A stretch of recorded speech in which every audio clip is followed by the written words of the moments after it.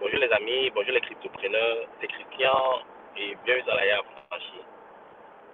C'est que vous posez la question de savoir si c'est déjà le pré-bull run, ok? Si nous sommes déjà dans la première phase du bull run, c'est ça n'est-ce pas, hein? Vous voyez un peu la magie des crypto-monnaies, c'est que il ne faut pas beaucoup, ok? Il ne faut pas de beaucoup pour que les marchés montent, ok?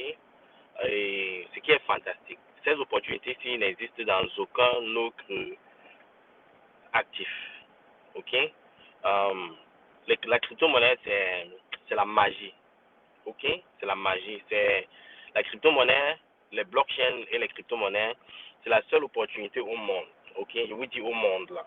Ok? Quels que soient les différents types d'actifs que vous avez, qui peut faire 1, 2x, 3x, 4x en un jour. Il n'y a pas, il n'y en a pas.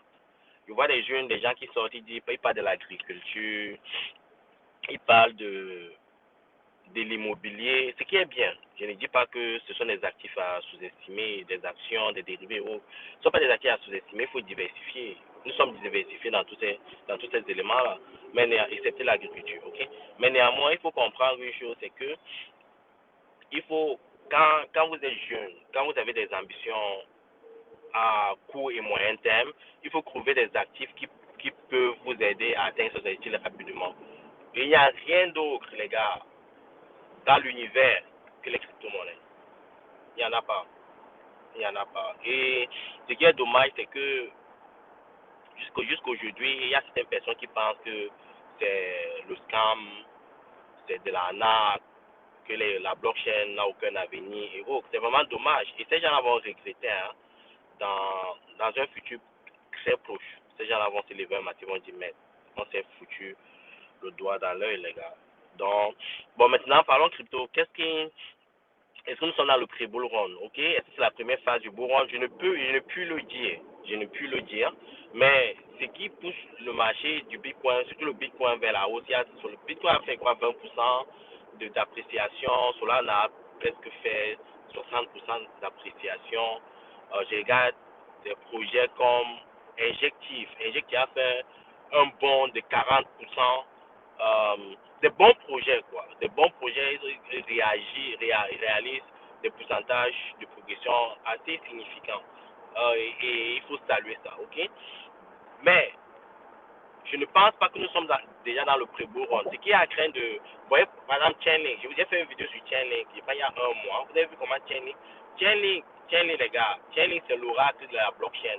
Chainlink, quand il quittait la maison, je crois que c'était à 11-12 $. Chainlink peut se vendre à 400 $, un Chainlink, dans le futur. Parce que toutes les entreprises du monde, que ce soit on-chain, off-chain, auront besoin de Chainlink. 400 $, un Chainlink, dans un futur, dans un futur lointain.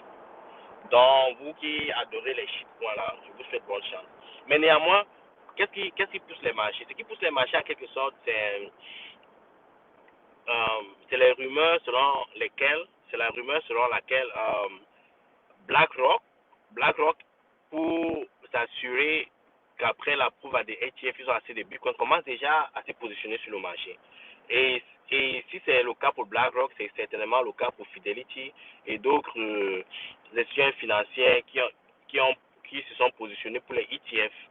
Donc il y a cet achat en catimini là qui se passe pour que quand les ETF parce que quand les ETF seront approuvés et le message sera officiel, je vous ai montré une vidéo, je vous ai montré des recherches que j'ai effectuées sur les graphiques de l'or quand le ETF de l'or a été approuvé. Donc ça peut faire un 3x, 4x. Le Bitcoin peut à peu passer à 120, 150 $ américains. Donc pour éviter de se lancer quand les prix sont déjà trop élevés, donc les gens commencent à se positionner maintenant. Ok? Donc c'est l'une des raisons pour laquelle les prix augmentent, parce que les gens anticipent que c'est ce qui va se passer. Ok? Et c'est l'une des raisons. Aussi, il y a aussi des données macroéconomiques. Il y a un ralentissement au niveau de l'économie américaine qui se fait déjà ressentir, et les gens anticipent que la Fed ne va plus augmenter et qu'il est fort probable qu'on commence à passer au quantitative easing. Ça veut dire que la masse monétaire M1 sera de plus en plus disponible, le crédit sera de plus en plus l'accès au crédit sera de plus en plus facile. Et vous savez, quand ces informations se mettent ensemble, c'est bon pour les crypto-monnaies. C'est tous ces éléments-là qui, en ce moment, poussent le marché vers le haut. OK? Donc, est-ce que c'est le pré-bull run? Peut-être. Et vous dites, les gars, personne ne sait jamais rien sur ces éléments. Quand les gens disent que le marché va crash, que le marché va tomber totalement, c'est le plus souvent le contraire qui se passe, OK? Parce que les gens, pendant le bull run, disaient que le Bitcoin va à 100 000, 150 000 dollars. Il y a des gens qui estimaient que ça va à 250 000 dollars avec une certaine passion. Il y a par exemple Plan B, vous le connaissez tous, ceux qui me suivent connaissent Plan B,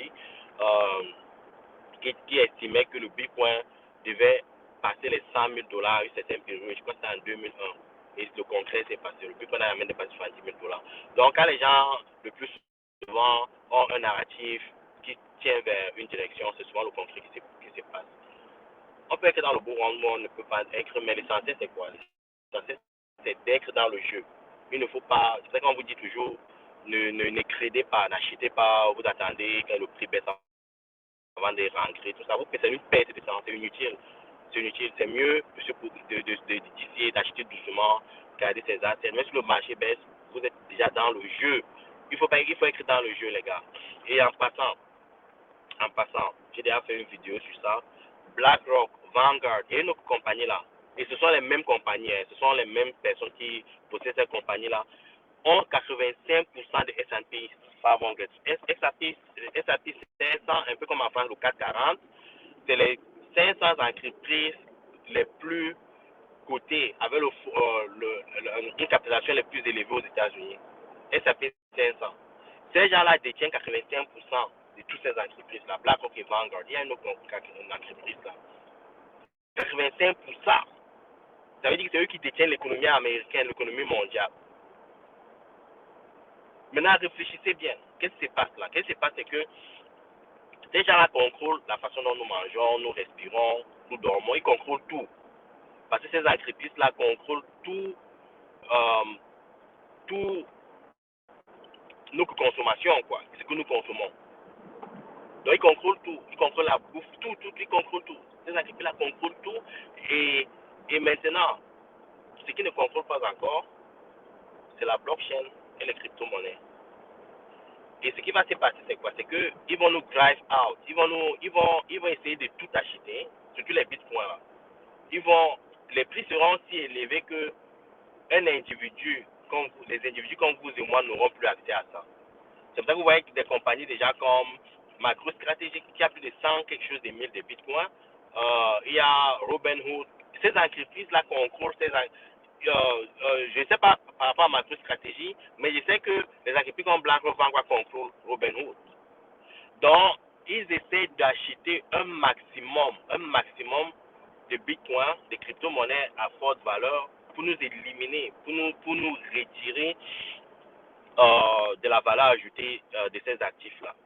Comme ils le font déjà avec comme je l'ai dit, le S&P 500, les 500 entreprises américaines.